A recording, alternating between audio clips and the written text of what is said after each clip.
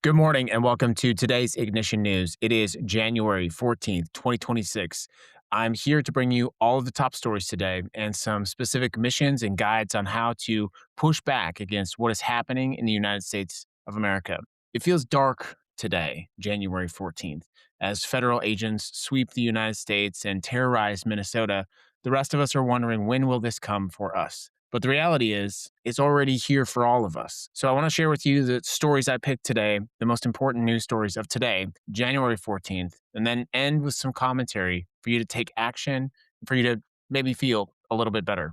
Let's get into the news. This is the Ignition News, January 14th, 2026. Our show today is brought to you by Ignite, fighting fascism in the age of its rise. With 12 episodes and 4 bonus episodes, Season 1 is an action-packed guide on how you can fight fascism from your front door. Season 2 launched this week. Episode 1, How to Steal an Election. Download Ignite on all of your favorite podcast platforms. Let's get into it. Here are the stories we're covering today. We're covering what happens when federal power operates without constraint. A young protester is permanently blinded by federal agents. When the FBI raids a journalist's home to expose her sources, a majority of Americans, by the way, are rejecting Trump's military adventurism. And Stephen Miller is now whining about how ICE agents are above the law. And most important, we cover with resistance and accountability and what that has to look like in this era of American fascism. So let's get into it. Our first story today. A 21-year-old protester has been apparently permanently blinded. On Friday night in Santa Ana, a Department of Homeland Security agent shot 21-year-old Caden Rumler in the face with a non-lethal round at point-blank range. Rumler was protesting outside the federal ICE building following the killing of Renee Good in Minneapolis. He is now permanently blind in his left eye. The video shows Rumler rushing to help another protester when he was shot. He crumpled to the ground, covering his bloodied face before an officer dragged him away by his hoodie into the federal building. According to his aunt, Jerry Reese, he underwent 6 hours of emergency surgery. Doctors found shards of plastic glass and metal embedded through his eye and his face. There is a piece of metal lodged 7 millimeters from his carotid artery that surgeons were afraid to remove because it could kill him. His skull is fractured around his eyes and his nose. For the next 6 weeks, he cannot sneeze, or cough without serious damage. Here's what is particularly outrageous about this. Rumler's aunt told the Los Angeles Times that while he was on the ground bleeding, the other officers were mocking him, saying, "You're going to lose your eye." That is disgusting. DHS Assistant Secretary Tricia McLaughlin called the protest a highly coordinated campaign of violence where rioters wielded shields. Shields now. Okay. She had no comment on the excessive use of force. The Santa Ana Police Department tells a different story. The only coordinated violence they observed were demonstrators throwing orange cones. Orange cones. Those cones weigh about 12 ounces. In a statement read by fellow protesters, Rumler said, "I will never see through my left eye again, not even light. I'm just glad I'm alive to tell my story." This happened just 2 days after ICE shot and killed Renee Good. The pattern is clear. Federal agents are using increasingly brutal force against American citizens exercising their constitutional rights and facing zero accountability for it. This is an excessive, brutal overreach of force by ICE. And now, a young man is permanently blinded because of this irresponsibility. But what is particularly cruel about this is hearing the taunts from fellow officers who knew that their actions would take away this person's sight. But we see what you are doing, and you cannot blind us all. Next, Stephen Miller is blabbing around Fox News, telling ICE agents they have federal immunity to do whatever they want. The Department of Homeland Security's official accounts then amplified his message as a, quote, reminder. Here's what Miller actually said, quote, "To all ICE officers, you have federal immunity in the conduct of your duties, and anybody who lays a hand on you or tries to stop you or tries to obstruct you is committing a felony. You have immunity to perform your duties, and no one, no city official, no state official, no illegal alien, no leftist agitator or domestic insurrectionist can prevent you from filling your legal obligations and duties." Here is the problem. Stephen Miller is not a lawyer, and he is lying. Legal experts have chimed in very specifically. Public defender Eli Northrup responded, "There is no blanket immunity for criminal behavior. States can and should hold federal officers accountable." Georgetown law professor Steve Laddick and Marquette Law School professor Callie Murray pointed out that Miller fundamentally doesn't understand immunity law. The Supreme Court has held that the president enjoys absolute immunity for official acts, but it has never extended that protection to other federal officials. Federal agents absolutely can be prosecuted for criminal conduct. This is something that not only should you need to know, and you need to make sure others are informed of.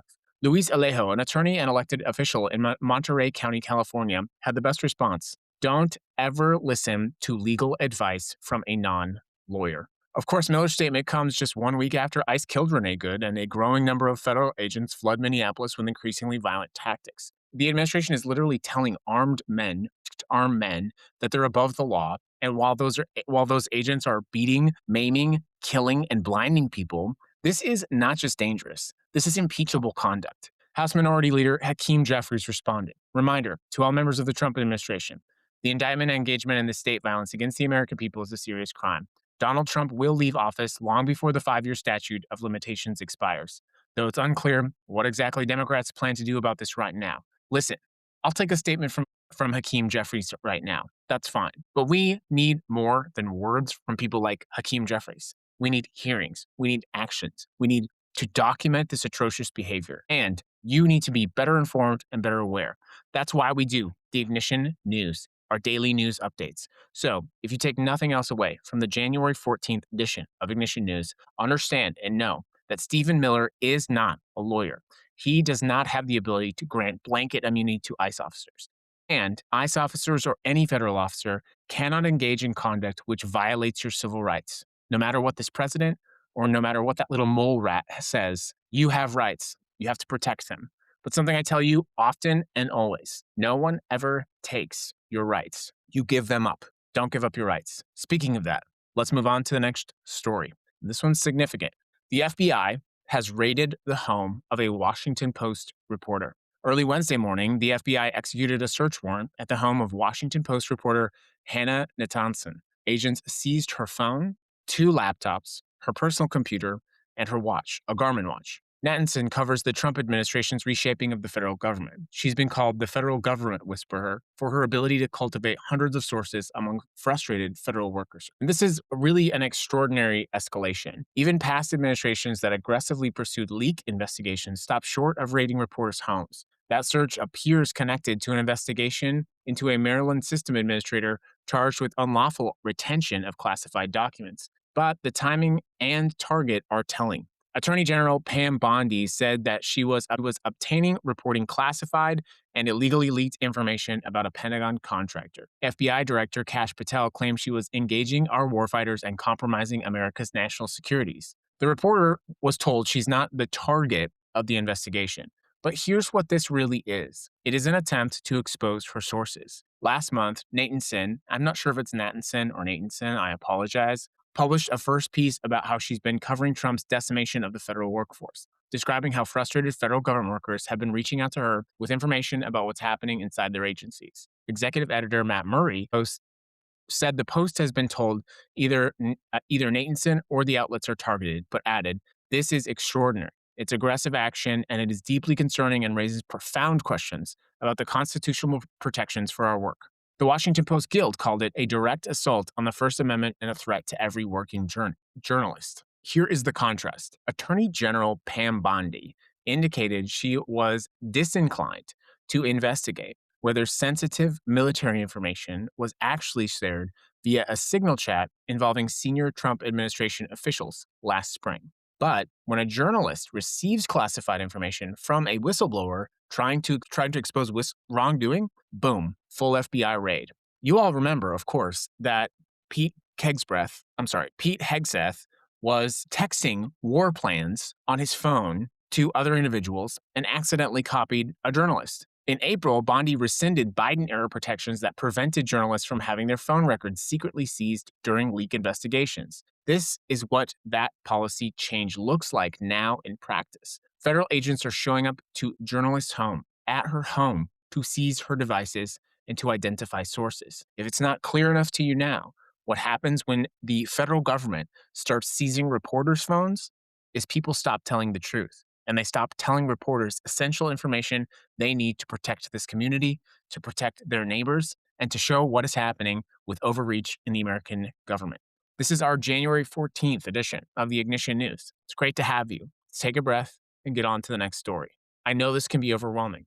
I know that at times it can feel like too much, but you are not alone. Let me tell you why.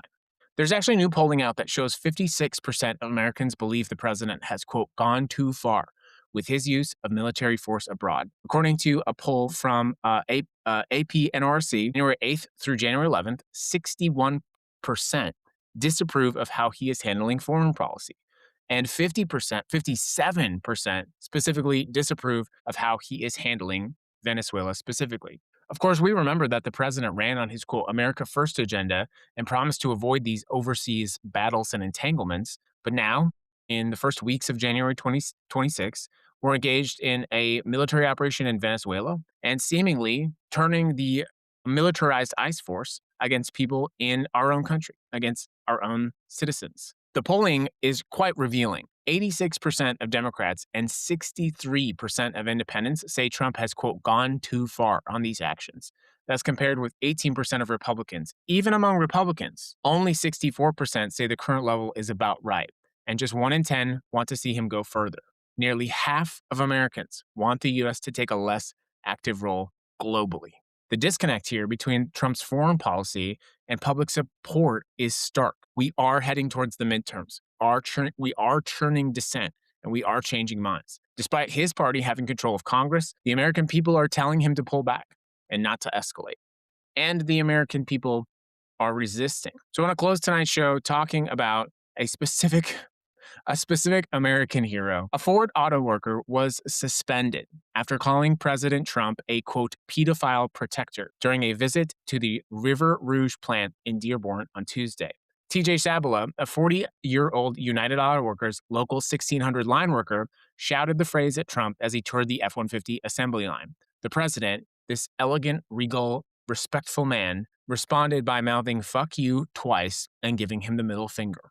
That kind of conduct from an American president is simply unacceptable. Sabula told the Washington Post, as far as calling him out, definitely no regrets whatsoever. I don't feel as though fate looks upon you often, and when it does, you better be ready to seize the opportunity.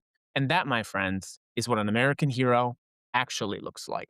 So let me read that to you one more time. As far as calling him out, definitely no regrets whatsoever. I don't feel as though fate looks upon you often, and when it does, you better be ready to seize the opportunity. He is now suspended, pending an investigation. Sabala says he's concerned about his job, obviously, and he believes, of course, he's been targeted for political retribution for, quote, embarrassing Trump in front of his friends. Of course, this is a reference to the fact that Donald Trump is in the Epstein files, that he does have connections to deceased pedophile Jeffrey Epstein, and of course, this disastrous handling of the FBI files related to Epstein. Ford has responded, one of our core values is respect, and we don't condone anyone saying anything inappropriate like that within our facilities. When that happens, we have a process to deal with it. But here's the thing. The UAW, the United Auto Workers, is standing behind Sabala. Lauren Dickerson, UAW Vice President and Director of Ford's department, says he believes in freedom of speech, a principle we wholeheartedly embrace, and we stand with our membership in protecting their voice on the job. The UAW will ensure that our member receives the full protection of all negotiated contract language safeguarding his job and his rights as a union worker. Workers should never be subjected to vulgar language or behavior by anyone, including the president. Rashida Tlaib pointed out the double standard, of course. In the past, when President Obama went to the plant floor, and other times people have said horrible things, they did not get fired. This contrast is intrusive, it is disgusting, and, of course, the main contrast is that the sitting president of the United States, who is in fact in the Epstein files, who does have close friends with pedophiles, and who an increasing number of American citizens believe is a pedophile himself, flips off a worker at the Ford plant, mouths "fuck you" 2 times to him, but the worker who exercised his First Amendment right to criticize the president gets suspended. Let's connect all of these stories. Thank you for following The Ignition, by the way. If you're not yet following us on Spotify, do click that follow button, or on your favorite podcasting platform. Do leave a comment below on the show. It helps us to get reach to more people. Thank you for everyone who left a comment on this last week's show. Last week was the largest week of total Spotify downloads in our history, and I'm really glad and appreciate the fact that we're growing this community. Let's tie all of these stories together. So you've got a federal agent blinding a protester. You've got Stephen Mulrat Miller telling ICE agents they're above the law, while DHS, a government account, blasts out his message. The FBI then raids a journalist's home to expose her sources. And of course, a worker who exercises his speech right gets suspended, while the president who cursed at him faces nothing. So the president can say fuck you, and apparently Ford can say fuck you right back to that worker by suspending them. This is what corporate cowardice looks like in America at this time. And corporations are increasingly paying the price of picking this pathetic president instead of the American people. So if I were on the board of directors at Ford, I might think twice before mincing my business with the government's business and for getting involved in excessively political conversations. Or perhaps they should go back and fire every Ford worker who said something nasty about every president. You can't have a double standard. Well, I mean, you can, but the American consumer is proving with our pocketbooks, our wallets, and our boycotts that we won't tolerate it. So let me be very clear right now. Ford, we're watching you. We're watching what you choose to do. You can side with the American people, or you can put your head down and side with an American tyrant. The thing is, history won't forget. The legal framework for all of this matters, of course. States do have the authority to prosecute federal agents who commit crimes. Journalists do have constitutional protections.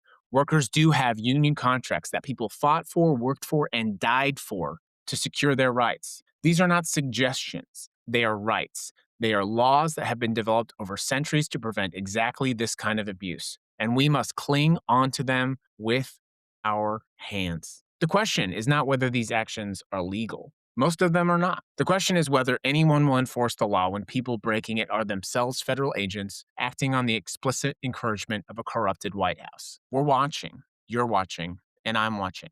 It is January 14th, Americans. We have less than 11 months to defend, protect, and utilize the American elections to try to save this country. You're going to do that by listening to the show and by following Ignite, Fighting Fascism in the Age of Its Rise. The federal government can take the eye of a young man, a protester, standing up and sending a message, allegedly for scaring these armed masked men with orange cones. But the truth is vigilant, it is powerful, and the truth is afraid of no tyrant.